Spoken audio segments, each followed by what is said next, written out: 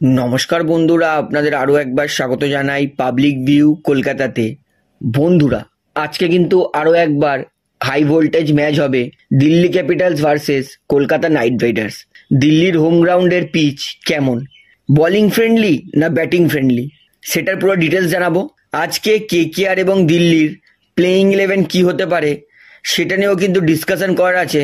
আর আজকে mini battle কাদের মধ্যে হবে এবং মিনি ব্যাটেল কে জিতবে এবং ম্যাচটা জেতার সম্ভাবনা কোন দলের বেশি আছে, আজকের এই ভিডিওতে কিন্তু কেকেআর ভার্সেস দিল্লির সমস্ত বিষয় খুঁটিনাটি আপনাদেরকে জানাবো। তাই অনুরোধ করে রাখছি ভিডিওটা শেষ পর্যন্ত দেখবেন এবং ভিডিওটি শুরু করার আগে একটা ছোট্ট অনুরোধ করে রাখবো, যেহেতু এইখানে আপনারা খেলার সমস্ত রকম আপডেটস পেয়ে যাবেন, তাই অবশ্যই পাবলিক ভিউ কলকাতা এই চ্যানেলটিকে সাবস্ক্রাইব করে বেল আইকন প্রেস করে অল করে রাখবেন। তাহলে বন্ধুরা, সবার প্রথমে বলি আজকে কলকাতা ভার্সেস দিল্লি, দিল্লির পিচ বর্তমানে কেমন। তো বলে রাখি, দিল্লির পিচ কিন্তু ব্যাটিং ফ্রেন্ডলি পিচ। ভাইজাগের পিচ অনুমান করা হচ্ছে যে 200 রান হবেই। পিচে ব্যাটসম্যানদের জন্য অনেক কিছু আছে, ব্যাটিং ফ্রেন্ডলি পিচ। তবে বোলারসদের জন্য কিন্তু পিচটা খুব একটা খারাপ নয়, তবে বেশি এফেক্টিভ পেস বোলারদের জন্য।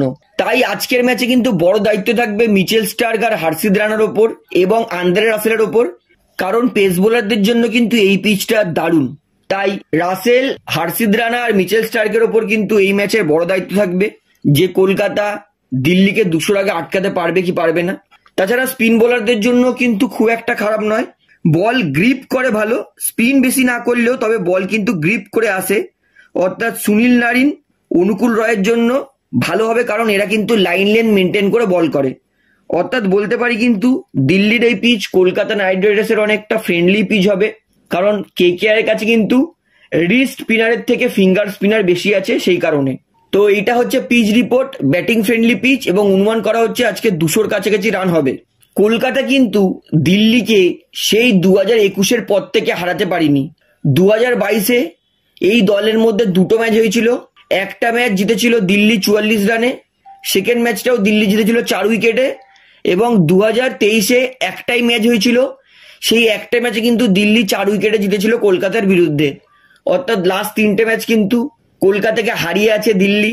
এবং কেকেআর এর বিরুদ্ধে কিন্তু দারুণ ট্র্যাক রেকর্ড ডেভিড ওয়ার্নারের। ডেভিড ওয়ার্নার কারোর বিরুদ্ধে রান করুক অথবা না করুক, কেকেআর এর বিরুদ্ধে কিন্তু রান করেই। তাই কেকেআর কে কিন্তু ডেভিড ওয়ার্নারকে আউট করতে হবে তাড়াতাড়ি। এবং যেহেতু মিচেল স্টার্কের দেশের প্লেয়ার, অস্ট্রেলিয়ার প্লেয়ার, তাই আশা করছি মিচেল স্টার্ক এদিন ডেভিড ওয়ার্নারের প্রথম উইকেট নিয়ে নিজের আইপিএল 2024-এর কিন্তু উইকেটের খাতা খুলবে। তাছাড়া কিন্তু রাসেলের জন্য প্ল্যান করে আসবে। খালিল আহমেদ, ঈশান্ত শর্মা, মুকেশ কুমার ইত্যাদি কিন্তু পেস বোলার আছে ভালো দিল্লি ক্যাপিটালসের বিরুদ্ধে, তাই রাসেলের বিরুদ্ধেও কিন্তু এরা প্ল্যান করে আসবে। নাইনের বিরুদ্ধেও কিন্তু এরা প্ল্যান করে আসবে যে নাইনের বিরুদ্ধে কেমন ব্যাটিং করতে হবে, কেমন বোলিং করতে হবে, কারণ নারিনের কিন্তু রেকর্ড দিল্লি ক্যাপিটালসের বিরুদ্ধে ভালো। নারিন কিন্তু আজকের ম্যাচে এক্সপেক্টার হতে পারে, এতে এক ফোঁটাও সন্দেহ নেই। তাই রাসেল, নারিন দুজনেই কিন্তু আজকের ম্যাচে বড় ভূমিকা পালন করতে পারে ব্যাটিং এবং বোলিং দিয়ে। এইবারে বলি আজকে দিল্লি ভার্সেস কেকেআর ম্যাচে দুই দলের প্লেইং 11 কি হবে। দিল্লি ক্যাপিটালস তাদের ওপেনিং করবে পৃথ্বী শা আর ডেভিড ওয়ার্নার। 1 ডাউনে নামবে ঋষভ পান্ত, 2 ডাউনে মিচেল মার্শ, 3 ডাউনে জেক ফ্রসার, 4 ডাউনে অক্ষর প্যাটেল, 5 ডাউনে অভিষেক পোরেল। এর থেকে কিন্তু বোঝাই যাচ্ছে দিল্লি ক্যাপিটালসের কিন্তু ব্যাটিং অতটা স্ট্রং নয়। অর্থাৎ দিল্লির কিন্তু ব্যাটিংটা পুরোপুরি ডিপেন্ড করছে পৃথ্বী শা, ডেভিড ওয়ার্নার, ঋষভ পান্ত আর মিচেল মার্শের ওপরে। এদের যদি আউট করে দিতে পারে কেকেআর, তাহলে কিন্তু অনুমান করা হচ্ছে দিল্লি 180 ক্রস করতে পারবে না। তাই এই 4টে প্লেয়ারকে কিন্তু কেকেআরকে দ্রুত আউট করতে হবে। এবং বোলারের দিকে আসি, 8 নম্বর প্লেয়ার অনরিক নোকিয়া, 9 নম্বর প্লেয়ার ঈশান্ত শর্মা, 10 নম্বর প্লেয়ার মুকেশ কুমার, 11 নম্বর প্লেয়ার খালিল আহমেদ এবং ইম্প্যাক্ট প্লেয়ার সেটা হবে রাশিক সালাম। তো এটা হবে দিল্লির প্লেইং 11। এইবার আসি কেকেআর প্লেইং 11। আমি মনে করি কেকেআর কিন্তু প্লেইং 11-এ কিছু পরিবর্তন করবে না। কেকেআর ওপেনিং করবে ফিল সল্ট আর সুনীল নারিন। 1 ডাউনে ভেঙ্কটেশ আইয়ার, 2 ডাউনে শ্রেয়াস আইয়ার, 3 ডাউনে রিঙ্কু সিং, 4 ডাউনে আন্দ্রে রাসেল, 5 ডাউনে রামনদীপ সিং। অর্থাৎ কেকেআর কিন্তু 1 থেকে 7 পর্যন্ত ব্যাটিং আছে, ভালো ব্যাটিং আছে। তাই কেকেআর কিন্তু ব্যাটিং অর্ডারটা মাথা ব্যথা দিতে পারে দিল্লি ক্যাপিটালসকে, এবং এই 7 জনই কিন্তু KKR এর জন্য 6-4 মেরে ম্যাচ ঘুরিয়ে দিতে পারে। KKR এর 8 নম্বর প্লেয়ার হবে মিচেল স্টার্ক, যার ওপর কিন্তু বড় দায়িত্ব থাকবে। 9 নম্বর হার্ষিদ রানা, 10 নম্বর প্লেয়ার সেটা হবে বরুণ চক্রবর্তী, এবং 11 নম্বর প্লেয়ার সেটা, যেহেতু পেস বোলিং ফ্রেন্ডলি পিচ, তাই আমার মনে হয় ভাইভব আরোরাকে কিন্তু KKR খেলাতে পারে। যদি মনে হয় যে না পেস বোলিং খেলাবে না, তাহলে কিন্তু KKR অনুকূল রয়কেও খেলাতে পারে। তো এটা ডিপেন্ড করছে গম্ভীর কি করবে পরিকল্পনা।